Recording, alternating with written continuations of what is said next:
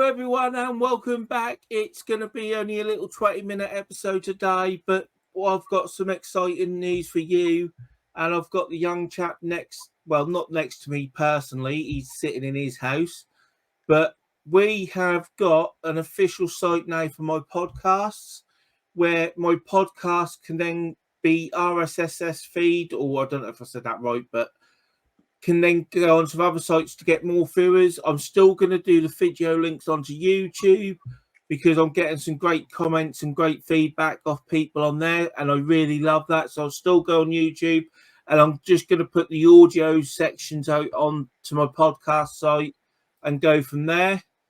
David has been awesome in setting this site up for me. I've bombarded him with questions, and he suggested a couple of other things and explained things to me how I understand, because I don't very understand things well.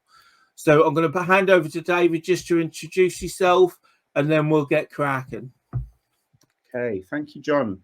Thank you. It's been absolutely brilliant working with yourself here. I've done another podcast, so if anybody comes to the site, they can check out the other podcast. I did the other podcast about 2 years ago now, I reckon. So it must have been about 2 years ago, John. Yeah, that must have been, because I took about a year off with everything that was going on. So yeah.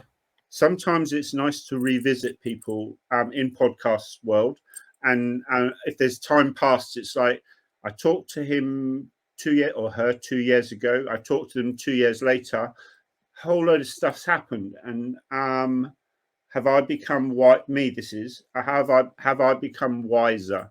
I think that working with John is a very wise step in anybody's John Durrant here, in anybody's particular sphere.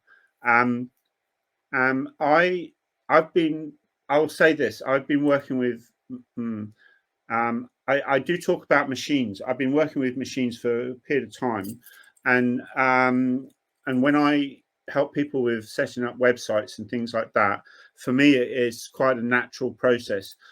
I do have to remember quite a lot of things and the steps involved. I have to remember the steps involved, and sometimes in setting them up, some things come along which are new to me still.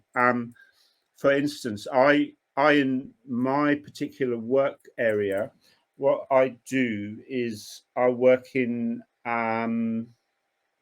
shall we say, well, I work with computer programming a lot more.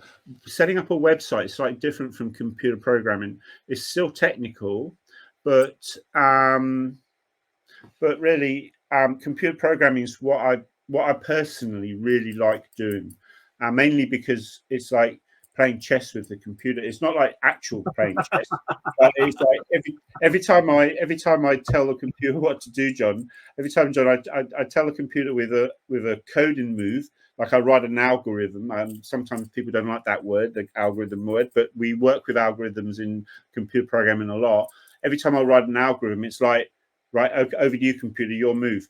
And the computer, I compile my program and I run it on the computer, and it says beat no, and I'm thinking, okay, so your move beat my move. I'll just adjust my algorithm. I'll adjust my algorithm and see if I can give the program life. And in some ways, that's what it's like. It's like, I'm not going to say that it's a child of mine, the program. It's nothing like that at all.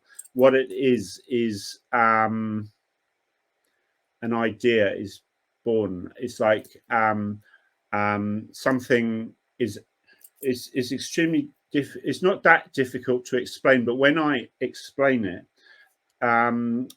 it might sound a bit odd, the words that I use. For instance, I will mention the universe.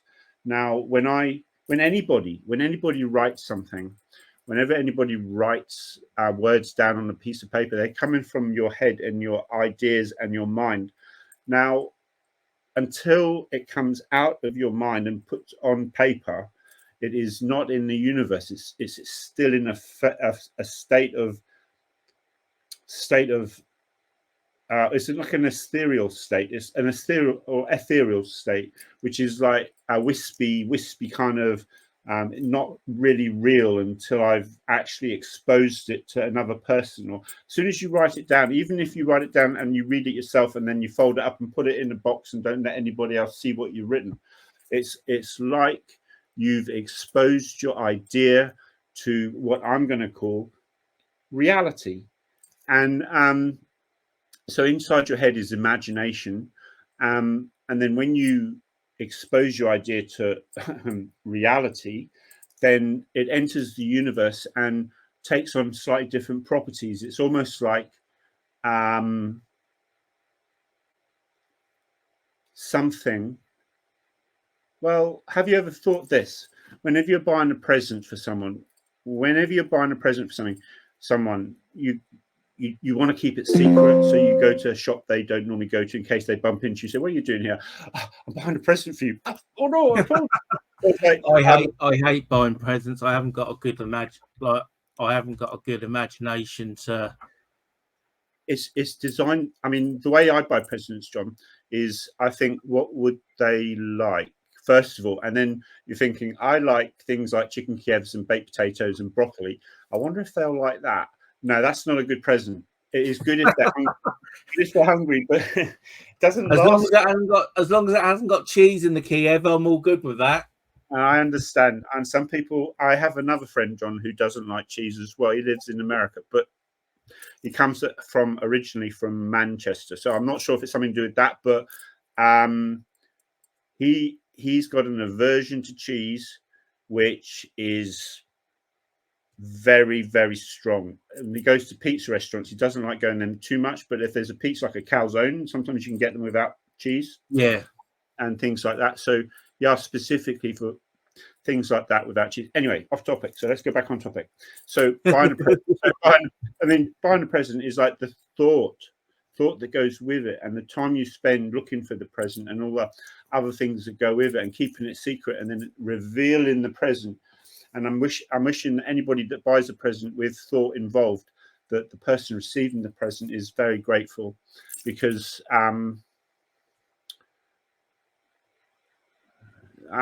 things like giving like that is sometimes bigger than, sometimes bigger than the giving of the item. It's like, I spent time thinking about it. I'm busy. Maybe I'm a busy person. Maybe I'm not a busy person. But when you spend time for someone else, that's quite a good. That even just spending time with another person on their birthday or something like that, that is almost enough. Almost Definitely. enough. Anyway, so we digressed a little bit. So pod.livingmentalhealth.com. Very easy to come up with that. Very easy to come up with the pod part. Pod is short for podcast. And a little bit about that. If anybody has a website, anybody in the world has a website, when you look at the website, you do www.livingmentalhealth.com. Now, let's just say, for sake of argument, you can change the www into any word you like, which is I never knew that. Yeah, which is www is actually a subdomain. But what we did, we created another subdomain called pod.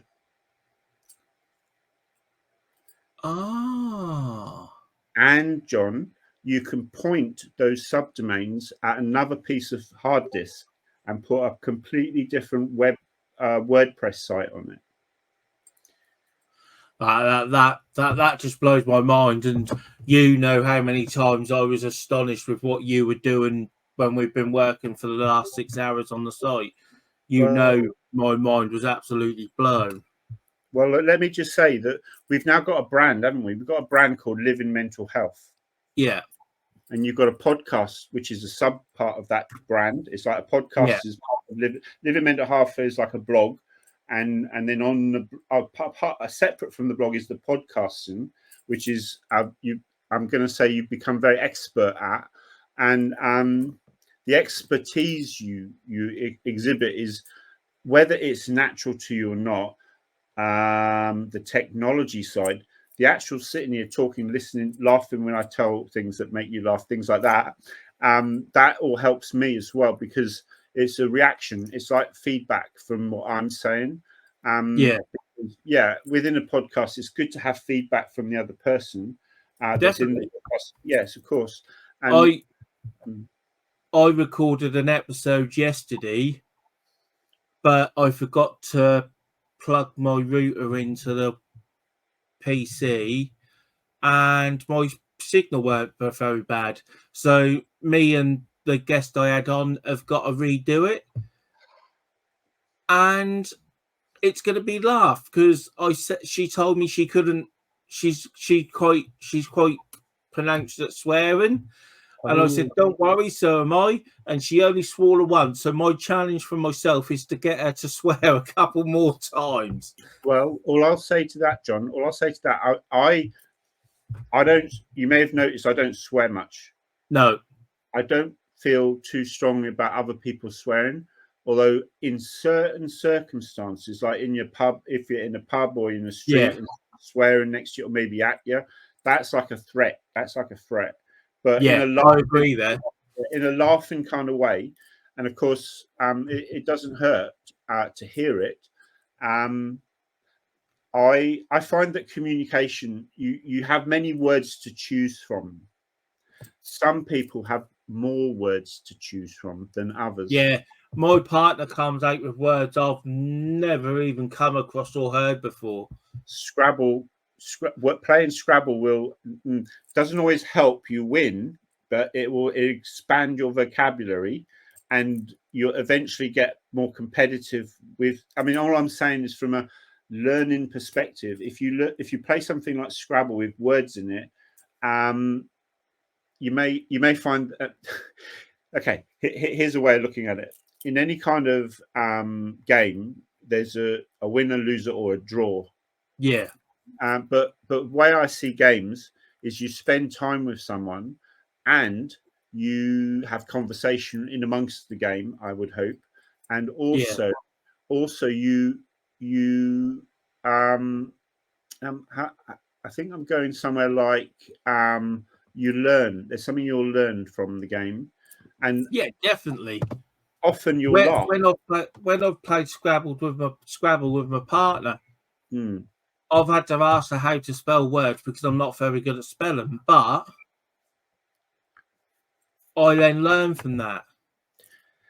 There was a time, John, that I would not play Scrabble with my sister and my mum because they'd just beat me, and I think I've got to win, and I can't. I've got to win. But I've decided that winning at games is not my forte, but the taking part, right, and the ultimate game is to get from your birth to your death, and the bit in the middle you have some live and you love, and all the other things with it, and so. When you play a small game, it's almost, I mean, a small game, because some people get very serious about games. Yes. Yeah. So I kind of, I find that, so where I'm going with this is I played chess online, and that's taught me how to strategize quite carefully certain moves and think ahead. Which I will say this is not very mindful, because mindful is like now and in the present. Yeah. Yeah. And so I do practice mindfulness, but every so often you've got to think ahead a little bit. Like you've got to plan tomorrow's dinner or something like that. And you go to the supermarket today and you plan for tomorrow's dinner, which is going to, so you don't have to go to shops tomorrow as well. Definitely. That's what me and my partner did this morning. We went somewhere and I actually commented to a friend of mine on Messenger, there wasn't many people that were rude out today. Someone bumped into my partner bumped into them as well, and they had a laugh about it, and you don't get that very often in many shops. Absolutely right. Now I'm gonna bring us on to something, okay, because I want to get it out there before I forget. I'm just conscious of the time and how long we said we were only going to be on it for. okay. I might need you to explain this, David, because I might not get it right, but I'll go for it. On the pod.livingmentalhealth.com site, there's going to be a link on there called Buy Me a Coffee. It's not a major donation. It's nothing like that. You can buy me 1 or 2 cups of coffee. That won't be cups of coffee for me because I don't drink coffee or tea. It'll go to a glass of Pepsi Max for me, or a can of Pepsi Max, or a bottle of Pepsi Max. When I've done something like this, I like to sit back, relax with a glass of Pepsi Max. And one day in my life, I'd love to have Pepsi Max as a sponsor because I drink enough of their product. But the link will be on there. There is no obligation to buy me a coffee. It is just there. It's also going to help me with the costs of getting a webcam so you can see me. Help build up the price costs of getting someone like David to come in and set things up. It's literally just gonna go to things like that. I'm not gonna go on a holiday to Miami like David suggested before we went live. For the simple fact is I've got a fear of heights, and you're not getting me on that plane unless I'm completely drugged up. But yeah, I think I explained that all right, didn't I, David? You did. Pepsi Max come through really well. And buy me a coffee means extend the life of your podcasting adventure. Yeah. That's one way of looking at it. And whatever that brings into your life. Because your message each time I've been on a pod, well, I've only been on, this is the second one. So last time and this time, you let me read a poem last time, you let me talk about computer programming, all this sort of thing. And what that gives me, right, is the freedom to speak, John, which means I have the freedom to speak about things that we discussed a little bit before the podcast. And I explained that if ever you have to bring me back to center, just ask me a question and I'll come back to center on that one. And I've just had an idea when we release on LinkedIn this podcast as a sort of, here's the pod.livingmentalhealth.com site. What about if we do something like, you can do at Pepsi Max and put them in the link. They will see on social media what we said, and we'll say, have a look at this podcast. It's Pepsi Max. Yes, I've actually inboxed them on Twitter, but I haven't had a response back yet. So I will mention them. Yes, I would love to be sponsored. When they see this podcast, their marketing department should see this podcast. They'll see that you like Pepsi Max. They'll see that you have tweeted them, in which case they should possibly respond to you. They'll find out who you are a little bit more by looking at this, etc. So everybody in our two networks will see that you've done at Pepsi Max. Yeah, and that's how you alert them to the post. Their social media should bring that on their feed, and they'll say, who's this John Durrant person? And yes, definitely. I'm well up for that. Yeah. Okay. If you get some Pepsi Max, if John can get some sponsorship. I've got about 6 bottles in my porch, David. Buy him 3 coffee Pepsi Max. I've got about 6 2-litre bottles left from my big buy I did the other day. Just out of interest, now we've got several genres. We're talking about fizzy drinks, but in England you call that pop? Well, I never did, but I've started to, because my partner's from Birmingham and she calls it pop, and I've started calling it pop. Well, that's nice. Pardon? That's nice. It's nice that there's like a communication to you that says that's all right. Because if you felt you didn't want to call it pop, right? The only issue with that is, David, she called round in Birmingham. They call Roundabout Islands. They're not an island. They're a blimmin' roundabout. Yeah.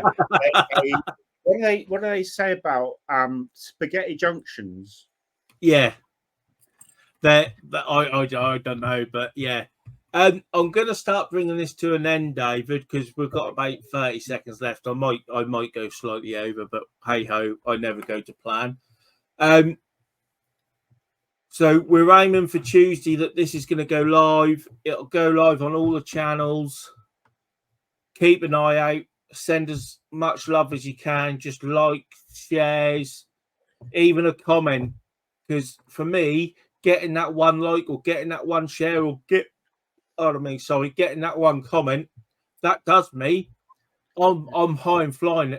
Someone's took something from what we've said. But have a great day. David, I'll let you say bye. Right. One thing, it says HTTP on the slider below. That will change to HTTPS. If you decide to put HTTP in after Tuesday, maybe Monday evening, it will convert it to HTTPS and still work. I will probably just update when it's live anyway. John, there's no problem. However you'd like to do it, it's gonna work whether they put HTTP in or HTTPS. This is just a DNS computer thing, and right, okay, not a problem. Other computer programmers, etc., would be happy that I'll be doing that. So yeah. Good. All right, and everyone, I will have a cracking this week. Have a cracking weather. I think the weather's meant to be nice all week. Have a cracking time, and remember to take some care for yourself. See you in the next one.